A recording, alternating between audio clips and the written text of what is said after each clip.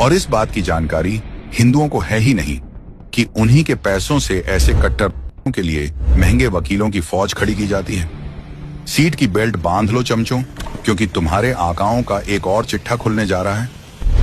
इससे पहले आप कांग्रेस की घटिया करतूतें जानो, पहले आप ये जानिए कि ये हलाल प्रोडक्ट होता क्या है। हलाल यानी ऐसे प्रोडक्ट जो खास वर्ग के नियमों के अनुसार बनाया गया हो, तभी खास वर्ग के लोग उसे इस्तेमाल करेंगे।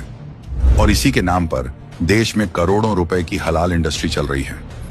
और इस इंडस्ट्री की कीमत उन हिंदुओं से वसूली जा रही है जिन्हें हलाल सर्टिफिकेशन से कोई लेना देना ही नहीं है। इंदिरा के काल 1974 से पहले भारत में हलाल सर्टिफिकेशन नाम की कोई चीज ही नहीं थी। मतलब कि कांग्रेस के काल में एक नया हलाल बाजार तैयार करने की नींव रखी गई।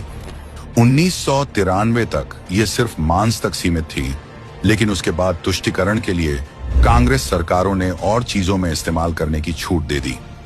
भारत में जमात उलेमा ए हिंद जैसे संस्थान हलाल सर्टिफिकेशन देती है और बदले में कंपनियों से मोटा रकम लेती है, और उन पैसों का इस्तेमाल Kamlesh Tiwari murder case, Mumbai blast, German bakery blast, Ahmedabad blast, 26/11 जैसे आतंकवादी हमलों के मुजरिमों का महंगे वकील दिलवाने के लिए कर चुकी है। ये सब जानने के बावजूद भी 2013 में कांग्रेस के एक नेता ने एक ऐसा कानून बनाया जिसके तहत किसी कंपनी को अगर अपना सामान बाहर एक्सपोर्ट करना है तो हलाल सर्टिफाइड होना चाहिए। कांग्रेस के समय इस हलाल सर्टिफिकेशन को इतना बढ़ावा मिला कि आज कंपनियों के बीच हलाल सर्टिफिकेशन लेने की होड़ मची है। हलाल डेटिंग साइट, कॉस्मेटिक, अपार्टमेंट्स और हलाल स्टॉक्स तक आ गए हैं।